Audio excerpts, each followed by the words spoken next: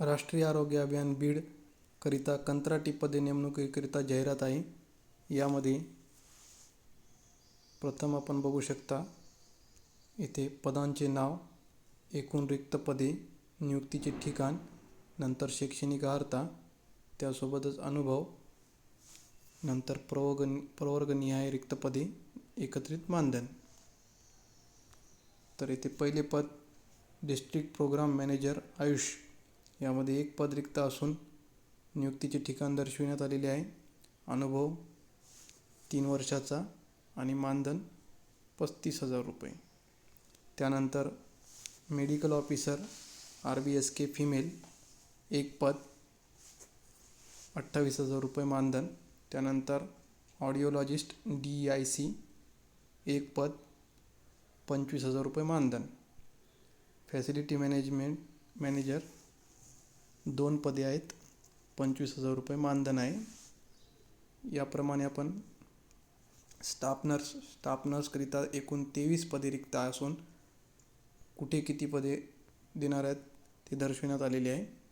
त्यानुसारच शैक्षणिक अर्हता RGNM, नंतर संवर्गनिहाय रिक्त पदांचा तपशील आणि मानधन 20,000 रुपये. त्यानंतर फार्मासिस्ट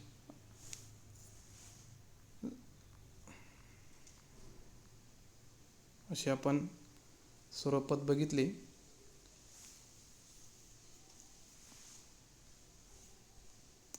नियमवाटीमध्ये 3ऱ्या नंबरची नियमवाट, निवड झालेल्या उमेदवारांची नियुक्ती ही 29 जून 2024 पर्यंत राहील व त्यानंतर राज्यस्तरावरून प्राप्त सूचनानंतर पुनर्नियुक्ती देण्यात येईल असे इथे म्हटलेले आहेत.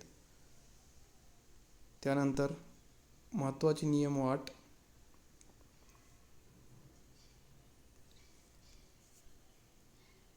वय मागास प्रवर्गासाठी 43 वर्षापेक्षा जास्त नसावे आणि खुल्या प्रवर्गासाठी 38 वर्षापेक्षा जास्त नसावे.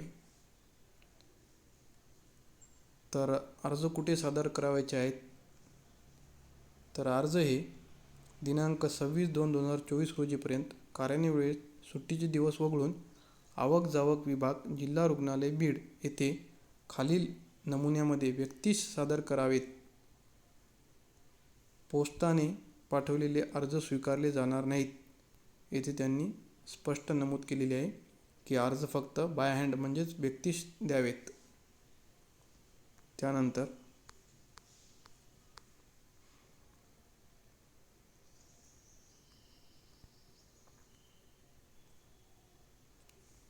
भरती प्रक्रियेतील पुढील माहितीकरिता www.bid.gov.in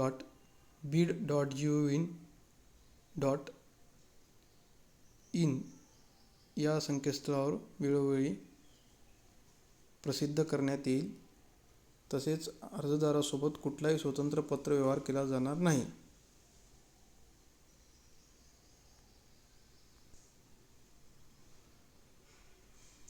त्यानंतर अर्जासोबत राखीव प्रवर्गाच्या जागेसाठी 100 रुपयाचा व खुल्या प्रवर्गातील उमेदवारांनी 150 रुपयाचा डिमांड ड्राफ्ट हा district integrated health and family welfare society Beed या नावाने देय असलेला राष्ट्रीयकृत धनाकर्ष म्हणजे DD जोडावा.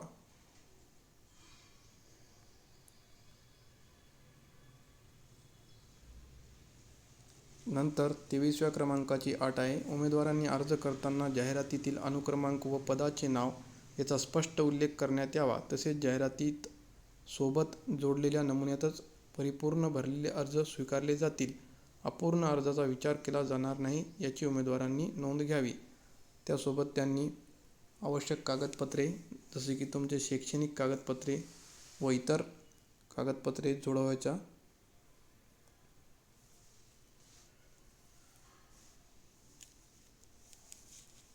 जोडावे याबद्दल माहिती दिलेली आहे. राष्ट्रीयकृत DD बँकेचा, नंतर जन्मतारखेचा दाखला म्हणजेच TC, त्यानंतर शैक्षणिक अर्हतेसंबंधित इतर सर्व कागदपत्रे जसे की गुणपत्र आणि त्यानंतर जात प्रमाणपत्र असल्यास जातवैधता असल्यास जातवैधता प्रमाणपत्र, आभा कार्ड असल्यास आभा कार्ड, अनुभव प्रमाणपत्र असल्यास अनुभव प्रमाणपत्र, त्यानंतरच पासपोर्ट आकाराचे 2 फोटो इत्यादी झेरॉक्स प्रती साक्षांकित करून अर्जासोबत जोडणे अनिवार्य राहील. अपूर्ण कागदपत्राचा विचार केला जाणार नाही. अपूर्ण कागदपत्रे दिली तर अर्ज त्रुटीत पडेल. त्यानंतर सोबत अर्जाचा नमुना दर्शविलेला आहे. इथे तुम्हाला application for the post number आणि नेम टाकायचा आहे. नंबर पण यावेळेस टाकायचा आहे इथे, आणि इथं फोटो चिटकून त्यावर फोटोवर अर्धी स्वाक्षरी आणि खाली अर्धी स्वाक्षरी याप्रमाणे स्वाक्षरी करायची आहे. त्यानंतर या अर्जात विचारलेली शैक्षणिक व वैयक्तिक माहिती भरून यासोबतच खाली लहान कुटुंबाचे प्रमाणपत्र आहे ते देखील उमेदवारांनी, यालाच लहान कुटुंबाच्या प्रमाणपत्राला नमुना अप्रतिज्ञापत्र असे म्हटले जाते, हे भरून त्यासोबत जोडावायचे आहे. तर परत एकदा सांगेल की अर्ज हे व्यक्तीस सादर करावेत. पोस्टाने पाठवलेले अर्ज स्वीकारले जाणार नाहीत. परत एक वेळेस जागा बघून घ्या.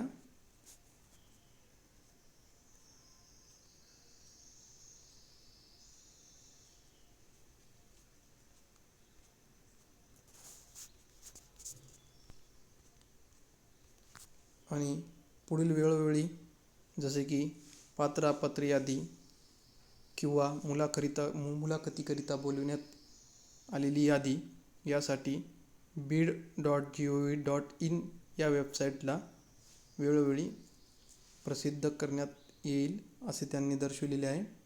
त्यामुळे ही वेबसाईट अर्ज भरल्यानंतर वेळोवेळी उमेदवारांनी चेक करावी.